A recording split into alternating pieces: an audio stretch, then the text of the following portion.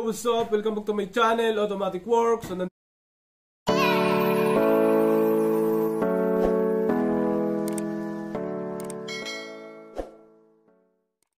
ito po ay Honda CR-V Gento mga sir, hindi po umaandar. Cranking lang po siya pero hindi tumutuloy. Skanda yun.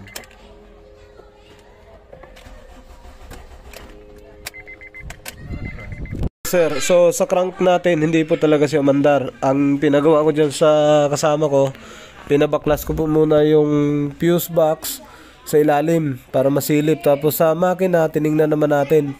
Yan, una mga titingnan natin mga sir, yung fuse, relay, dapat na-check natin maigi yan kasi baka mga fuse lang ang problema. Tapos, pangalawa, yung supply ng gasolina, dapat, yan, mga primary yan, ng mga titingnan natin, ng mga unang mga titingnan natin, yan, yung labasan ng gasolina, dapat masilip yan, na dapat pag unang susi, may mga sasakyan na pag unang susi, sisirit dyan. Kung napansin nyo, tuyong-tuyo, wala po siyang basa, kahit nakauna kami ng susi niyan. Yan, nagpunta ako sa tangke, eto, Honda CR-V Gento. So sa tangke niya, ganito. Pag nakita nyo na sa fuse at relay na buo naman, punta kayo dito sa tangke, sa likod. Bakit kanyo hindi bumubuga ng gasolina doon? Baka naman kasi din naputol ng daga, naputol ang wire, or nabunot ang wirings, o nabunot yung socket, or naputol yung hose mismo. Kasi wala siyang lumalabas na gasolina. Ayan, medyo matigas mga sir. At nakita nyo naman, madumi talaga siya. Yan, madumi, maalikabok. So normal yan kasi pagka matagal nang hindi nagawa, ganyan mangyari. Ngayon, ang kukunin natin dito is yung wirings. Titingnan natin, itetest light natin kung meron siyang positive or meron siyang negative, may supply, may trigger o ano man ang lumalabas dyan. Yan, base sa nakita ko mga sir, wala po siyang ilaw halos kahit nakaunang susi. Hindi po siya umiilaw. Kung nakita nyo, walang ilaw. Yan, no? Hindi sumisindi yung ilaw natin, no? Test light natin. Yung test light na gamit natin is yung bulb lang na maliit. Alright, so next step tayo mga sir. Yan, so hindi natin tinigilan. Yan, double clip. So clip natin, baka wala tayong ground, lagyan na natin na maigi. So maganda naman ang grounding niyan. So tingnan natin yung positive, lahat ng socket yan, mga unang titingnan. Bakit hindi bumubuga yung gasolina natin? Yung wiring connection muna. Yan, wala muna tayong mga kahalughugin na kung ano-ano dyan. Point to point muna tayo, dulo sa dulo. Tingnan natin yung mga, baka durog na yung wirings, nadurog na yung socket, kaya hindi masyado nakakontakt. So siguraduhin nyo na yung ground ng test light nyo meron. Baka kasi wala ring ground, kaya pagka ipit nyo ngayon dyan, pagtusok nyo sa positive, hindi siya umiilaw. Yan, dapat sigurado kayo yung ground na kabit na maayos. Ayun, wala talaga siyang ilaw mga sir. Kahit naka-on, naka-off yung susi, yun sinabi ko sa may-ari niyan, i-on, i-off yung susi, tapos i-crank start. O baka kasi, yung iba kasi sasakyan mga sir, cranking yung lalabas dyan. Pagka i-crank, saka siya magkakaroon ng ilaw. You know, wala po siyang lumalabas. Oh. Yan, alright. So, sa prosesong to, malaki na matutunan natin na wala talaga dito yung sira. Okay, balik natin tusok. Next step tayo mga sir. So, nakita na natin doon sa unahan, hindi siya bumuga. Yan, tinataktak natin kasi baka nag-stack up sa ilalim. Alright, pero wag niyo munang masyadong malakas pagkapukpok kasi baka naman magkakaroon ng madurog tuloy o di kaya mabasag yung takip na yan. Okay? So, dyan kasi nakapwesto ang mga fuel pump ng CR-V. Nasa likod sa sa excess na passenger dun sa gilid. Kasi maliit na upuan lang yan nandyan. Right, yan na. Yan. Pwede rin pagka nakatusok, pwede nyo rin basahan. Pwede nyo rin bunutin dyan. Pwedeng bunutin, pwedeng basahan. Yan, kung kayo, duda kayo, tingnan nyo maigi. Kasi kung nag-check na kayo ng fuse, nag-check na kayo ng relay, okay naman. Sunod-sunod yun na yan. Wirings connection. Yan o. So kung nakita nyo, yan, tinitingnan ko pa yung ilalim na yan. Ngayon mga sir, after no natin ma-check, balik naman tayo sa unahan. Yan, so nakita nyo, basa na. Yun, nabasa na yung labasan ng gasolina. So diyan ko na siya kinat. Kasi dito sa medyo malapit sa may injector, matigas yung tanggalin. Kaya diyan ko na tinanggal. Kasi kaya kong dukutin. Yan, pagkatanggal nyo dyan, yung pinakadugtungan lang, huwag nyo nang putulin yung hose. Yan, dugtungan lang.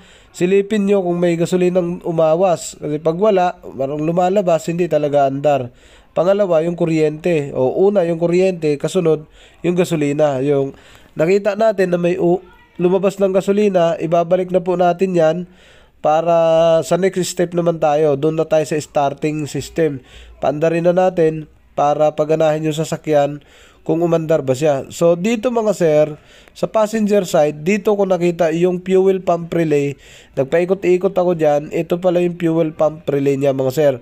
So usually yan, nangyayari yan sa mga Honda Dimension. Yan, ganyan din Honda Dimension pagka hindi umandar.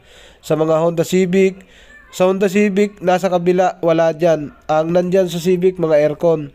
Sa Honda CRV, na mga Gento, ewan ko yung Gen 3, baka nandun lang sa harap. Gento yan, dyan mismo yan, sa ilalim. Alright?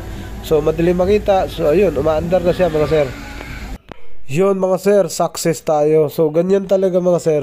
Ang may-ari niyan, tinuruan ko kung anong gagawin. I-check na yung mga fuse, i-check na yung relay, i-check na yung mga wirings. Kasi hanggang fuse lang naman talaga yan, tsaka relay yung mga may-ari. Kasi usually yung may-ari, hindi naman mahirap marunong na yan sa mga technical na mga gagawin.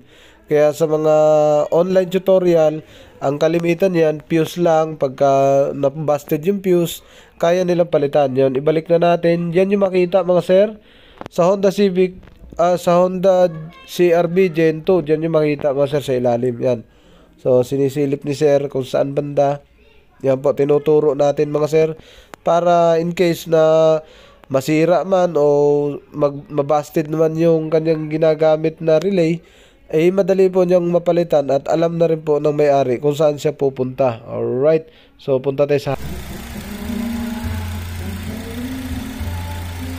yun mga sir, success tayo, napaandar na po natin. So ibabalik na po natin yan, mga takip niyan mga sir, na mga binaklas natin.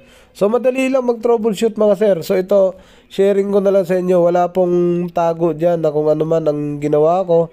Yan, tatalian ko na kasi ang nabili ni sir, wala na pong takip sa ilalim, kaya tatali ko na siya sa bakal. Yan, cable tie lang ang gagamitin natin dyan mga sir. Madali lang po yan. So, lang, tali lang para hindi mahulog yung fuse box natin. O, fuse and relay box dyan sa engine compartment. Kasi mahirap yan. Sa engine bay, mahirap yan. Kung nalanakbo, nahulog, natagtag, baka mag-short dun sa ilalim, baka biglang titigil sa kalagitnaan ng takbo. Yan, tatakip na po natin yung mga sir. Pagkatapos na pong mapaandar, dahan-dahan na po ibalik lahat. Yun mga sir, pinaliwanag ko dyan sa may-ari na pagka dahil walang check engine yung dashboard niya, wala akong nakita, pinapaliwanag ko sa kanya na dapat paugungin muna niya yung fuel pump, dapat marinig niya na umugong bago niya paandarin. Kasi kung wala siyang narinig at wala rin siyang check engine dyan sa harapan, kung makita nyo, ay hindi po andar kung hindi niya marinig yung ugong ng fuel pump. Saka we start. Yun. Ibig sabihin na andar siya. Yun mga sir, narinig nyo na paandar na po natin. So natuwa na po yung may-ari niyan. Hindi po tayo nagkaroon ng dyan, actual voice, kasi may nagbibideo, okay, makaka-copyright po yung ating gagawing video. Yan, kaya ang ginawa ko na lang, nagdadabing ako tapos pinapaliwanag ko kung anong ginawa ko dyan, sasakyan na yan. Habang pinapaandar ko yan mga sir, wala siyang check engine, pero wala talaga siyang check engine, di lumalabas. Siguro na-condemn yan ng gumawa. Ayan, pinailaw ko lahat, yung headlight, naka-high, naka-hazard, tapos pina-aircon natin yan mga sir. Tinignan natin kung gumana lahat yan, naka-aircon na po tayo dyan. Tapos titistingin na ng may-ari yan. Alright, so sabi niya ayos naman at nagawa na yung sasakyan niya. Magagamit na yung maayos mga sir, kasi babiyahe daw sila papuntang Quezon Province o Bicol. Ayo mga sir, so binalik na lang natin yung mga mga tinanggal natin tornilyo. Yan, pagkatapos natin mapaandar, kasi mga pa yan, nagkahiwa-hiwalay pa yung mga tornilyo dyan. Alright, so para paggamit ng may-ari, ayos na ang lahat. Malinis na ang lahat, na-fix na natin lahat. Tingnan natin sa harapan mga sir. Yan, naitakip na natin yung fuse and relay. Yan, alright, nasa maayos na posisyon. Tingnan natin kung wala shorted. Okay, yan yung fuse niya, yan yung mga relay. Dapat double check natin pagka ginawa natin yan. Or tayo ang gagawa sa ibang mga sakyan o sa mga customer natin o sa mga DIY natin. Siguraduhin mahigpit ang mga battery connection. Yan, positive at yung negative. dapat nakakapit ng maayos. Hindi dapat yung maluwag. Kasi pag maluwag, may tendency malubak, matanggal, o di kaya lumuwag, mamatay ang makina mo. Mag-isip ka ngayon kung anong problema. Alright? Maraming beses ako dyan, naka-encounter na maluwag lang yung battery, hindi na umandar yung sasakyan. Alright? Double check nga mga sir. Okay, so tapos na yung problema natin mga sir. Let's go. What's up? Welcome back to my channel, Automatic Works. So,